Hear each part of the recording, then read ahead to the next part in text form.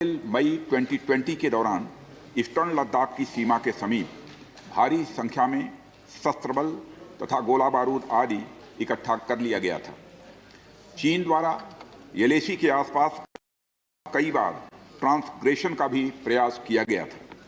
हमारी सशस्त्र सेनाओं ने उन सभी प्रयासों के दृष्टिगत उपयुक्त जवाबी कार्रवाई की थी।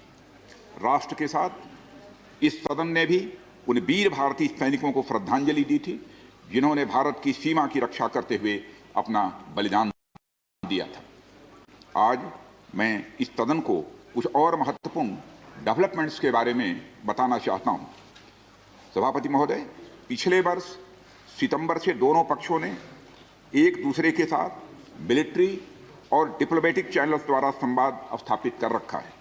हमारा यह लक्ष्य है कि येलेसी पर डिसएंगेजमेंट तथा यथास्थिति हो जाए ताकि पीस एंड ट्रैंक्विलिटी पुनः स्थापित हो सके।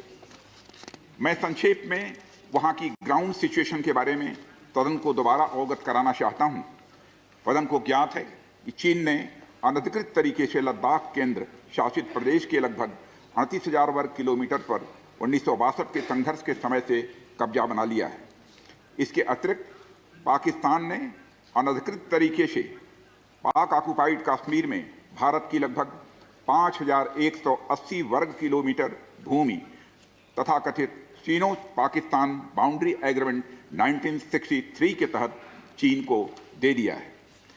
इस प्रकार चीन का 43,000 वर्ग किलोमीटर से ज़्यादा भारतीय भूमि पर अनधिकृत कब्जा है। चीन पूर्वी क्षेत्रों में भी अरुणाचल प्रदेश की सीमा पर करीब 90,000 वर्ग किलोमीटर भूमि को अपना बताता है। भारत ने इन अनजस्टिफाइड क्लेम्स तथा अनधिकृत कब्जे को कभी भी स्वीकार नहीं किया है। सभापति महोदय, मैं सदन को यह भी बताना चाहता हूं कि भारत ने चीन को हमेशा यह कहा है कि बाइलेटरल रिलेशंस दोनों पक्षों के प्रयास से ही विकसित हो सकते हैं। साथ साथ ही सीमा के प्रश्न को भी बातचीत के जरिए ही हल किया जा सकता है। परंतु येलेसी पर पीस एंड ट्रैंक्विलिटी में किसी प्रकार की प्रतिकूल स्थिति का हमारी बाइलेटरल टाइज पर बुरा असर पड़ता है। इससे चीन भी अच्छी तरह अवगत है। कई हाई लेवल ज्वाइंट स्टेटमेंट में भी यह जिक्र किया गया है कि येलेसी तथा सीमाओं पर पीस एंड ट्रैंक्विलिटी कायम रखना बाइलेटरल रिलेशन के लिए यह अत्यंत आवश्यक है।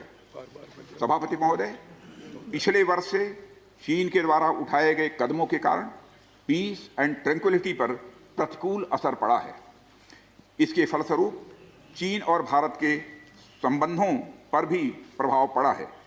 उच्च स्तर पर चीन के साथ कई बार बातचीत के दौरान, जिसमें मेरे द्वारा चीनी रक्षा मंत्री के साथ पिछले सितंबर की बैठक और मेरे सहयोगी विदेश मंत्री श्री जयशंकर जी की चीनी विदेश मंत्री के साथ तथा हमारे एनएसए श्री अजीत जी डोभाल की अपने चीनी काउंटर पार्ट के साथ बातचीत शामिल है।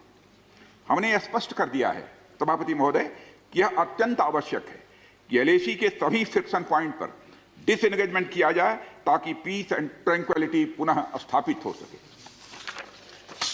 सभापति महोदय, पिछले वर्ष मैंने इस सदन को अवगत कराया था कि येलेसी के आसपास ईस्टर्न लद्दाख में कई फ्रिक्शन एरियाज बन गए हैं। चीन ने बड़ी संख्या में सेना एवं गोला बारूद आदि भी येलेसी के आसपास तथा उसके पीछे अपने क्षेत्रों में इकट्ठा कर लिया है। हमारे सशस्त्र सेनाओं द्वारा भी भारत की सुरक्षा की दृष्टि से एडिक्वेट तथा इफेक्टिव काउंटर डिप्लॉयमेंट भी किए गए हैं। मुझे यह बताते हुए सभापति महोदय गर्व महसूस हो रहा है कि भारतीय सेनाओं ने इन सभी चुनौतियों का डटकर सामना किया है सभापति महोदय, तथा अपने शौर्य एवं बहादुरी का परिचय पेंगांग त्सो के साउथ एवं नॉर्थ बैंक पर दिया है। सामरिक दृष्टि से महत्वपूर्ण कई क्षेत्रों को चिन्हित कर हमारी सेनाएं कई पहाड़ियों के ऊपर तथा हमारे दृष्टिकोण से उपयुक्त अन्य क्षेत्रों पर भी मौजूद हैं। भारतीय सेनाएं अत्यंत बहादुरी से लद्दाख की ऊंची दुर्गम पहाड़ियों तथा कई मीटर बर्फ के बीच में भी सीमाओं की रक्षा करते हुए अडिग हैं और इसी कारण हमारा एज बना हुआ है। सभापति महोदय, हमारी सेनाओं ने इस बार भी यह साबित करके दिखाया है कि भारत की संप्रभुता एवं अखंडता की रक्षा करने में वे सदैव हर चुनौती से लड़ने के लिए तत्पर हैं और अनवरत कर रहे हैं। सभापति महोदय, पिछले वर्ष से मिलिट्री एंड डिप्लोमेटिक लेवल पर चीन के साथ हमारा संबंध बना रहा है। इस बातचीत में हमने चीन को यह बताया है कि 3 सिद्धांतों के आधार पर हम इस समस्या का समाधान चाहते हैं। फर्स्ट, दोनों पक्षों द्वारा एलएसी को माना जाए और उसका आदर किया जाए। दूसरा, किसी भी पक्ष द्वारा यूनिलेटरली स्टेटस को बदलने का प्रयास न किया जाए। तीसरा, सभी समझौतों का दोनों पक्षों द्वारा पूर्ण रूप से पालन किया जाए। सभापति महोदय, फ्रिक्शन क्षेत्रों में डिसएंगेजमेंट के लिए भारत का यह मत है कि 2020 की फॉरवर्ड डिप्लॉयमेंट जो एक दूसरे के बहुत नजदीक हैं वे दूर हो जाएं और दोनों सेनाएं वापस अपनी अपनी स्थायी या मान्य चौकियों पर वापस लौट जाएं। सभापति महोदय, बातचीत के लिए हमारी स्ट्रेटेजी तथा अप्रोच माननीय प्रधानमंत्री जी के इस दिशा निर्देश पर आधारित है कि हम अपनी 1 इंच जमीन भी किसी और को नहीं लेने दें। हमारे दृढ़ संकल्प का ही यह फल है कि हम समझौते की स्थिति पर पहुंच गए हैं। इन दिशा निर्देशों के दृष्टिगत सितंबर 2020 से लगातार मिलिट्री एंड डिप्लोमेटिक लेवल पर दोनों पक्षों में कई बार बातचीत हुई है कि इस डिसएंगेजमेंट का म्यूचुअली एक्सेप्टेबल तरीका निकाला जाए। अभी तक सीनियर कमांडर्स के स्तर पर 9 राउंड्स की बातचीत हो चुकी है। राजनयिक स्तर पर भी WMCC यानी working mechanism for consultation and coordination of India China border affair के तहत भी बैठकें होती रही हैं। सभापति महोदय, मुझे सदन को यह बताते हुए खुशी हो रही है कि हमारे इस अप्रोच तथा सस्टेन्ड टॉक्स के फलस्वरूप चीन के साथ पैंगोंग लेक के नॉर्थ एवं साउथ बैंक पर डिसएंगेजमेंट का समझौता हो गया है। और इस बात पर भी सभापति महोदय, इस बात पर भी सहमत हो गई है कि पैंगोंग लेक से पूर्व पैंगोंग लेक से पूर्ण डिसएंगेजमेंट के 48 आवर्स के अंदर सीनियर कमांडर स्तर की बातचीत हो तथा बाकी बचे हुए मुद्दों पर भी हल निकाला जाए। सभापति महोदय, पैंगोंग लेक एरिया में चीन के साथ डिसएंगेजमेंट का जो समझौता हुआ है उसके अनुसार दोनों पक्ष फॉरवर्ड डिप्लॉयमेंट को phased, coordinated and verified manner में हटाएंगे। चीन अपनी सेना की टुकड़ियों को नॉर्थ बैंक में फिंगर 8 के पूरब की दिशा की तरफ रखेगा और इसी तरह भारत भी अपनी सेना की टुकड़ियों को फिंगर 3 के पास अपने permanent base Dhan Singh Thapa post पर रखेगा। इसी तरह की कार्रवाई साउथ बैंक एरिया में भी दोनों पक्षों द्वारा की जाएगी। ये कदम आपसी समझौते के तहत बढ़ाए जाएंगे तथा जो भी निर्माण आदि दोनों पक्षों द्वारा अप्रैल 2020 से नॉर्थ एंड साउथ बैंक पर किया गया है उन्हें हटा दिया जाएगा और पुरानी स्थिति कायम कर दी जाएगी। सभापति महोदय, यह भी तय हुआ है कि दोनों पक्ष नॉर्थ बैंक पर अपनी सेना की गतिविधियां जिसमें परंपरागत स्थानों की पेट्रोलिंग भी सम्मिलित है को अस्थायी रूप से स्थगित रखेंगे।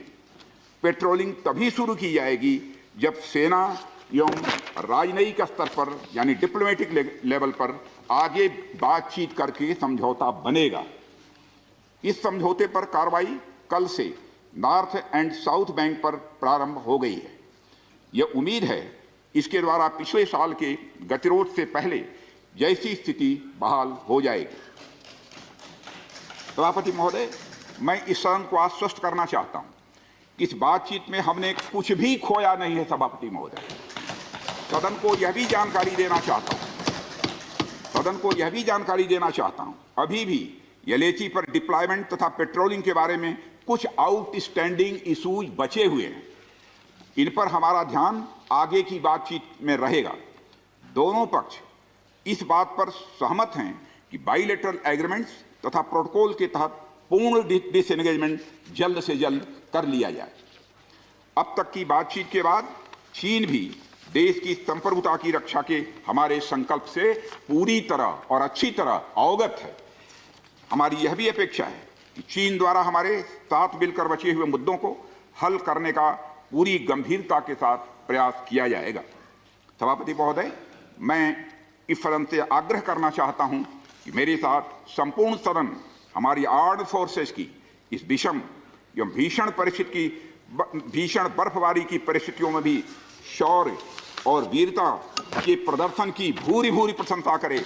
और सभापति महोदय, मैं ये कहना चाहता हूं कि जिन शहीदों के शौर्य और पराक्रम की नींव पर यह डिसएंगेजमेंट आधारित है, उन्हें देश सदैव याद रखेगा। सभापति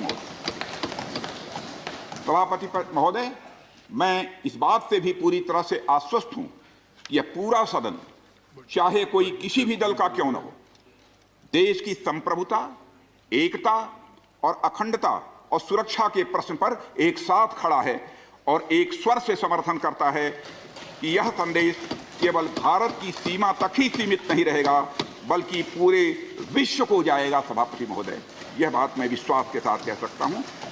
धन्यवाद सभापति महोदय। जय हिंद। धन्यवाद। Thank you, Defense Minister. We will be going to